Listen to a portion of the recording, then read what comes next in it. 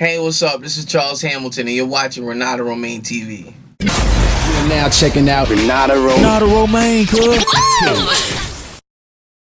Conversational style while I'm breaking it down. I can say stuff and say it for a while. My thing is, I want to know how I fell off and where I landed at.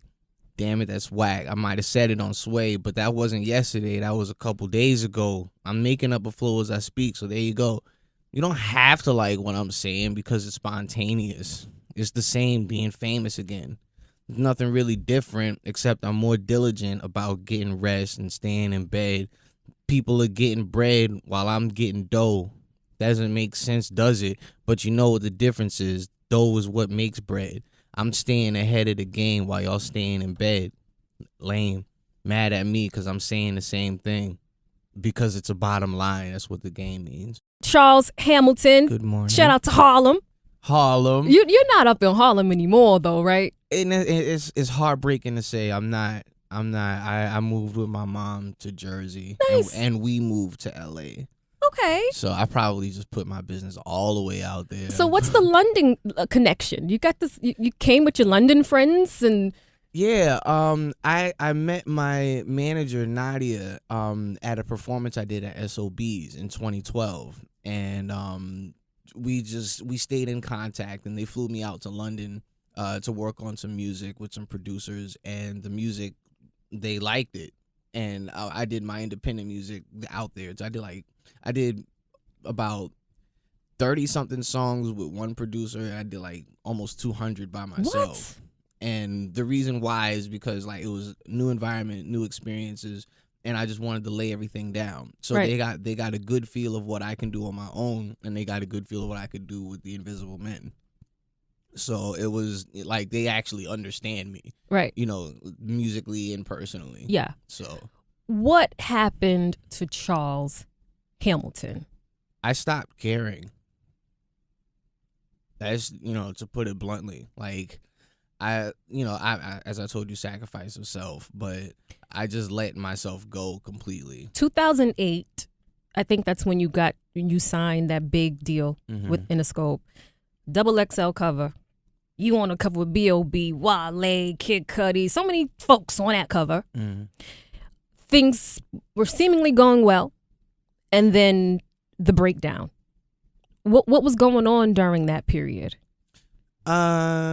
And I know that you were suffering from some mental illness. Is it bipolar? Yeah. Just a lot of depression. You know what I mean? Like a lot of letdowns. Like some of the people that I had around me, I was pushing away, and other people were pushing themselves away. So like I said, I stopped caring. I was just like, look, I'm putting so much into the music. I don't even think anyone's listening to this. So it's just like people might think I didn't care about the music. It's like, no, I didn't care who heard it. Right. So I was just putting music online, no promo, no nothing. I was like, whatever, I don't want to hear this stuff. And then there was a couple of incidents that people say they believe led to my downfall, and I was just like, look, if you allow this to lead to my downfall, fine, I don't care. Like But you were affected in the worst way by all of that stuff that happened. Yeah. Well, I want to commend you for being honest about the whole mental illness thing. I think more of us suffer from some type of mental illness than we know or than we let on to accept. You know, from depression to bipolar to whatever. You know, and you being an artist, you just publicly speaking about it, I think can help a lot of people out there. We'll come back. I want to just talk a little bit more about the industry and just some of the type of things that people may not be ready for. Charles Hamilton, Air Candy Morning. How ironic is it you coming back, you're on the Empire soundtrack, and that's one of the themes or topics that yeah. Lee Daniels is like really drilling home. I mean, I wouldn't say it's ironic. I think the more pressure you put on yourself, the more you put yourself in a position to be mentally vulnerable. Oh. And I think that's what the character is Andre. Yes. Isn't he like a Trey workaholic? Byers. Yes, he is. He's an That- overachiever. Yeah, that definitely it starts to set in after a while, because you like when you feel like there's nothing more to achieve, you start breaking the table with your fist. Like, there's gotta be more. There's gotta be more. So I don't know. It's to me.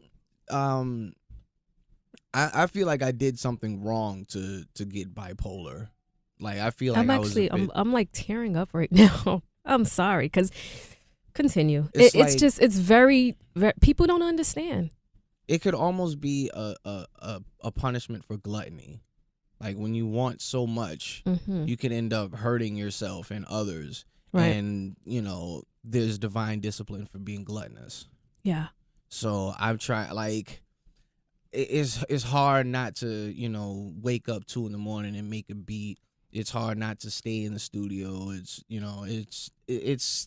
a lot of separation anxiety, but I would rather, be healthy and yeah, I'm getting a little emotional too. I'm sorry. I'd rather be healthy and in the eyes of people who care about me than to be unhealthy and have like millions of fans and be a lot more depressed than ever would meet the eye. How did you find that balance? Was it your spirituality? Are you spiritual? Like, what is your faith? I grew up Christian. Mm-hmm. And I guess you would say I imported a lot of Christian values into my everyday. I don't really want to get into my spirituality. It might be considered too left, but yeah, I'm a very spiritual person. Yeah. It's Charles Hamilton, Hip Hop Nation. Hip Hop Nation. I'm Renada Romaine. Talking to Charles Hamilton. I'm good. Are you good? I'm good. All right, let's switch gears. Let's switch gears. Please do. You're in green today. What happened to the pink? Are you still on that pink thing, that Harlem thing? I mean, well, I'm gonna always love the color pink. My philosophy about it being the color of life and God being a woman and things of that nature still exist. Like, I still wear pink, but in 2013 I switched to the color green for a more for a less optimistic view on everything. Like, pink was a very positive color. Green is somewhat the opposite. Like, it's not envy. It's associated with envy. Yeah, but it's also associated with nature. You know what I mean? So true. It's like Can be finding the nature in everything. You know what I mean? And to go even further with the philosophy, like, the ultimate goal, and you can find the word go in gold, and green is the color of gold. The ultimate goal for people in modern day society is to get money. But you can't have money without nature, because you're going to be cutting down trees in order to make the paper. True. So it's almost as if I'm putting myself on an altar, if you will, to be dissected for wanting to achieve more. While I was in pink, I didn't care about the money or anything. I was just in love with life. This time around, it's like, okay, life, I know what you got for me, so right. Let me just take things a bit more serious. Are you taking it slow, though? Like, how do you plan to usher yourself back in? I'm taking it very slow, actually. I wanted to be wise about the answer I gave you. I feel like I'm taking it a little too slow, but here you go. Thank you. For those listening, she gave me her lotion. Now you smell pretty. Thank you. But yeah, I feel like I might be taking it a little too slow, but that's never a bad thing. Like, hopefully I'm allowed to be a slower thinker so I can give better answers. Absolutely. And make better decisions. Yeah.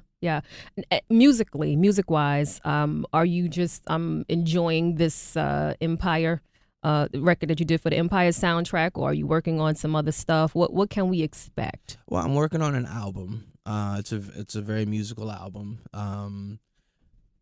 Excuse me. We have a name for it, but it's not like set in stone yet. It's just like really dope, but yeah. But we're looking for like a September release. Okay. How do you plan to protect yourself from a lot of the pitfalls and stuff that goes on in the industry. It's like I feel like you're predisposed to a lot. How do you protect yourself from it all? I just don't go anywhere. So you don't go to the club, you don't hang out, and okay. And if I do go, I go with people who I know are gonna Protect you. who are gonna protect me and aren't going to encourage me to get into certain things. Like I never had like club brawls or like drinking problems. Like the incidents were so isolated that it was like, judge me if you will, but you can't judge my character based on these kinds of incidents. I don't even think a lot of people know or remember those incidents, to be honest. I mean, for me, they stick out like a sore thumb. Well, it's time that you move on from them. And there we have. You look good. Thank you very much. You look a little thicker, though, from what I remember you to look like. Yeah, I wasn't really eating. That's like a part of being a musician, for me at least, is the sacrifice of self to become better. So I really wasn't eating, and like when I would eat, it'd be pizza. But I would I said in one song, no food, living on inspiration and body fat. Now that's not good. Right. So I got around people who were like, okay, if you're gonna do this, you got to be healthy. So right. I started eating more. I think I started filling out. Yeah. Like I was a little underdeveloped back then. The weight looks good on you, though. Thank you. And it's funny you brought that up, though. As an artist, you sacrifice self and you live off of inspiration. That whole team no sleep thing, like a lot of you know what I'm talking about. A lot of people say that, and like even that's not healthy either. People just work, no sleep. It's just not healthy. True. I mean, I think it comes from wanting to outdo the competition. So the longer you stay awake, the more ideas you get, those insomniac ideas that you end up living with for the rest of your life. Those ideas hit you and you want to be able to catch those ideas. You don't want to lose them in a dream. You want to continue to work towards the goal. Everyone's goal is absolution. Right. You know what I'm saying? Everyone wants to be the absolute artist. Yeah. And that's something I gun for all the time, but I don't think people are ready for the absolution they're looking for. Right. I think that might be and this said very humbly, I think that might be what separates me from other artists and entities, because I'm prepared for absolution. Well, now you are anyway. I'm in the right headspace.